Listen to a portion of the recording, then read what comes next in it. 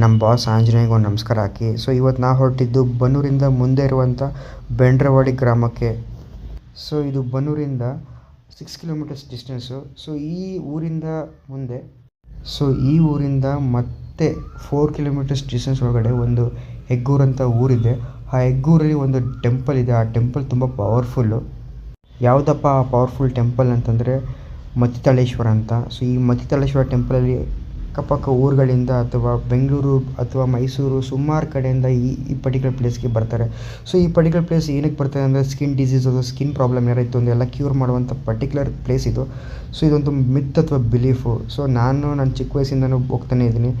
So ಈ ಟೆಂಪಲಲ್ಲಿ ಜನಗಳು ಅಲ್ಲಿಗೆ ಬಂದು ಅಲ್ಲೇ ಅಡುಗೆ ಮಾಡಿ ಆ ಅಡುಗೆನ ದೇವರಿಗೆ ನೈವೇದ್ಯ ಕೊಟ್ಟು ಅಲ್ಲೇ ಟೆಂಪಲ್ ಪಕ್ಕನೇ ಊಟ ಮಾಡಿ ಬರುವಂಥ ಪದ್ಧತಿ. ಸೊ ಈ ಪರ್ಟಿಕ್ಯುಲರ್ ಪ್ಲೇಸಲ್ಲಿ ಮಹದೇಶ್ವರ ಅಥವಾ ಶಿವನ್ ಟೆಂಪಲ್ ಅಂತ ಕರಿಬೋದು. ಸೊ ಇಲ್ಲಿ ಈ ದೇವರು ಲಿಂಗದ ರೂಪದಲ್ಲಿ ಉದ್ಭವ ಆಗಿದೆ. ಸೊ ಇದು ಒಂದು ಮರದ ಕೆಳಗಡೆ ಅಥವಾ ಮತ್ತಿ ಅಂತ ಕರೆಯುವಂಥ ಮರ, ಅದ್ರ ಕೆಳಗಡೆಯಿಂದ ಉದ್ಭವ ಆಗಿದೆ. ಸೊ ಅದಕ್ಕೆ ಇದನ್ನು ಮತ್ತಿತಳೇಶ್ವರ ಅಂತ ಕರೀತಾರೆ.